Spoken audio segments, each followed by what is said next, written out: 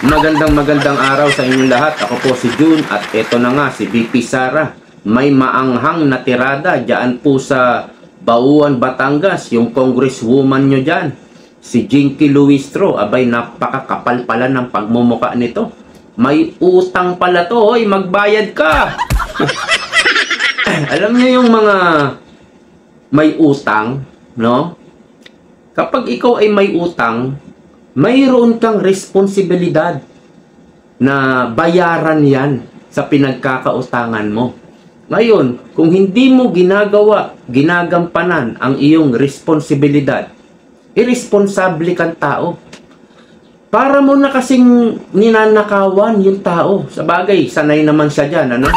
Kasi mayroon ka namang pambayad kahit hindi buo, no? Kahit paunti-unti, sabi nga ni VP Sara. Pero parang walang nangyari. No? Parang wala lang. Sinisingil siya nung asawa ni VP Sara. Pero parang wala lang. Yan po ang isang halimbawa ng makakapal ang muka. No? Sabi nga ni Ted Filon, suwapang sa pera. Yan po ang congressman nyo. Yan po ang pag-aasal ng isang congresswoman nyo diyan sa Bauan, Batangas. Yang si Luistro, nakayabang-yabang pa kung magsalita. Akala mo kung sinong magaling. Ano? So, eto po, dinayo po siya ni VP Sara at tinira. No? Binanatan po ni VP Sara. Pakinggan po natin. Yung tipo ng tao na nagkamali tayo na piniling representante ng ating distrito. Kamali. Di po ba yung asawa ay may case?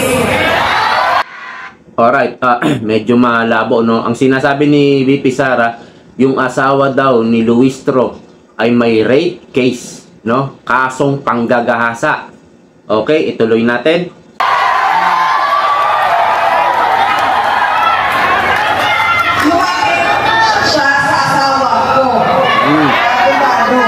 Lumapit sa asawa ni VP. Kaya kadhangan ng buhay, alam mo, kadhangan ng buhay talaga sa amin, yung asawa ko. Kaya kadhangan ng buhay, o sige, pagkatin natin ito. O tapos na ang kaso. Magbayad ka na ng 8 million. Okay. Ilang beses, siningin, ay hindi na bayad. Ganyan ang klase ng tao na mali natin na napili. Tinatakbuhan ang utang. Okay lang, alam mo, ang gamit din ako, dumaan din ako sa practice. Hindi na nila nakakabayad lahat. Ang sasabihin niya, oh, ito attorney, meron akong konti. Ito na muna. Pag nagkapera ako sa susunod, magbibigay ko ako. Oo, sa susunod na buwan, ito konti po. Ito lang po muna kayo. Hindi talaga eh. Kunwari, wala nangyari. Nako! Tapos, nakikita ko, gaya nga, Akap, AX, tupad.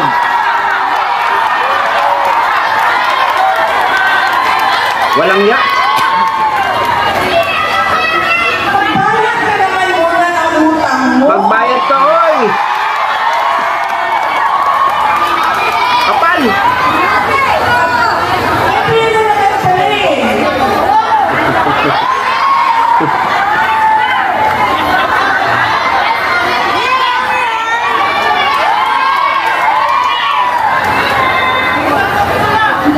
Ako ang ina, ako ang pare. Ina, pare. Ako ang pare. Nagbabasbas sa ulo. Parang santok. Hindi mo ba yung utang? Yan. Yan.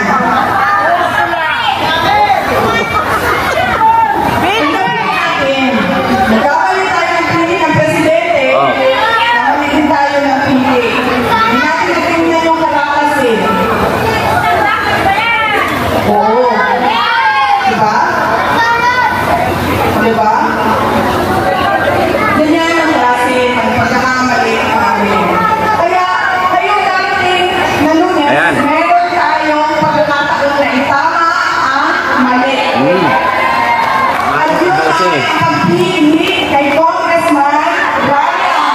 Yun. Naibalik natin sa Kongreso na 9 years. Napakaganda ng track record naging Deputy Speaker. At sabi ko nga, pwede maging Speaker, di ba? Aba? Bakit hindi? Diba? Ihahapit natin lahat doon sa Kongreso, buong Pilipinas. Hatid natin, ito po ang aming piniling speaker. Kami po ang taong bayan. Okay. Ituloy na po natin. Yan. Ang ini-endorso po dyan sa Batangas ni BP Sara ay si Raneo Abu. So, kayo pong mga taga Batangas, yan po ang iboto ninyo. Sesantihin nyo na itong si Luistro. Dahil para po alang-alang po sa mga susunod na henerasyon. Itong si Luistro, maraming pambayad po yan. Maraming pambili ng boto. Pwede nyo pong tanggapin, yan ang sinasabi ng karamihan, pero wag nyong iboboto si Luistro. Yung AKAP, AX, pera po ng bayan yan. Pwede nyo po yung tanggapin, no? Sayang din po yan, tanggapin ninyo. Dahil yan po yung mga kinuha ng mga ibinawas ni Tamba sa mga Department of Health, sa PhilHealth. Yan po yung mga ibinawas sa Department of Education, ibinawas para magkaroon po ng budget itong AX, AKAP na kanilang gagamitin para sa eleksyon. No? Kaya tanggapin nyo po yan. Para talaga sa mamamayan yan at para sa bansa. Tanggapin nyo. Pero wag kayong titingin ng utang na loob sa mga politikong ito. Hindi nila pera yan. Okay?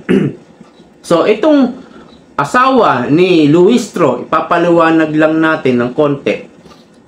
Lumapit daw doon sa asawa ni BP Sara. Yung asawa naman ni BP Sara, isang abogado at mayroon silang law firm, no? Doon sa law firm, maraming abogado ron, no? Ang may-ari siguro, parang korporasyon yan, yung asawa ni BP Sara at mayroon pang dalawa. Parang tatlo sila dyan, no? Yung pinaka may-ari ng law firm. At doon sa law firm, maraming ang abogado ron. Kapag may kliyenteng pumasok, ibibigay sa isang abogado, dalawang abogado. Pag law firm kasi maraming abogado, maraming kliyenteng pumapasok dyan, ano? So, isa na to si asawa ni Jerbil na may kasong rape. Alright? Kapag ikaw ay akusado, ikaw ay suspect, inakusahan, dinimanda, ang unang ginagawa ng attorney, ng lawyer, ay areglo, no? Kaya lumobo siguro umabot ng 8 million ang naging utang, gastos dito sa kaso ng asawa ni Luistro. Malamang umareglo.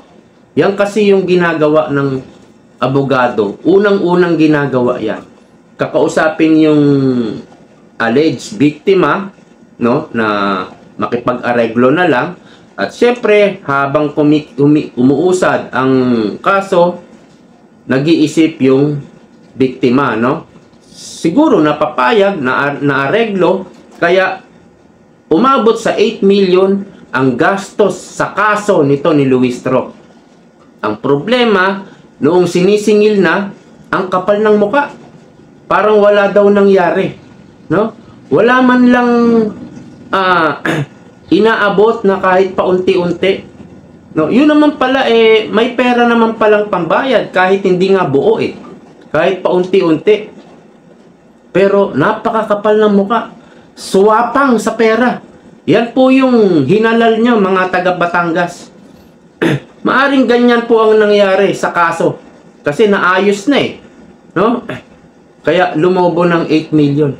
Pero ganyan po pinahiya ni BP Sara itong congresswoman nyo na si Jinky Luistro na wag nyo nang iboboto. Si BP Sara ngayon lang po bumabanat actually. 2023 pa lang Inumpisahan na silang bugbugin ng pamilya niya, pamilya Duterte. Inumpisahan na silang banatan, no? And then, buong 2024, walang humpay yan. Halos araw-araw ang paninira nila sa mga Duterte. Hanggang 2025, na-impeach na si BP Sara at naipakulong si Pangulong Duterte. Ngayon lang, bumabanat talaga si BP Sara dahil eleksyon. At ito na yung pagkakataon niya na ikampanya yung mga kaalyado ng Duterte, no? At banatan itong mga kaalyado naman ni Tambaloslos na gustong mag-vice president, no? So, yun pong mga taga Batangas, maaring itong si Luistro sa araw mismo ng eleksyon, mamilihan ng boto. Actually, meron na nga siyang demanda, no? Disqualification cases bilang vote buying. Ito, report ng ABS-CBN News. Batangas 2nd District Representative Jinky Luistro inireklamo ng COMELEC. COMELEC pala nagreklamo ng vote buying at paglabag sa anti-discrimination at fair campaigning guidelines ni ex-congressman. Si Reneo Abu pala ang nagreklamo. So, ayan. Talagang harap-harapan, wala nang hiya-hiya, kakapalan na ng pagmumuka, nagbo-vote buying. Sa araw ng eleksyon, mayroon mga papagapangin ng mga tao yan na may daladalang pera at bibili ng boto yan. Tanggapin nyo, no? Pero wag na wag nyong iboboto si Luistro. Ang iboto nyo si Abu, no? Kapag ipinagbili nyo ang dignidad nyo, ang boto nyo, parang pinagbili nyo na rin yung kaalwaan, kasaganahan na pwedeng makamit ng mga anak nyo at ng mga apo nyo. Yung mga susunod na henerasyon dyan sa Batangas, parang pinagkait nyo. Sa kakarampot na halaga, ipagbibili nyo yung boto nyo at iboboto nyo yan si Luistro. Yan po, isa sa pumirma sa impeachment ni BP Sara. Mayroon po yung project na 100 million sa DPWH. Mga small project, maintenance project, no? Dahil pumirma, mayroon pong natatanggap na pondo kay Tamba ang mga pumirma.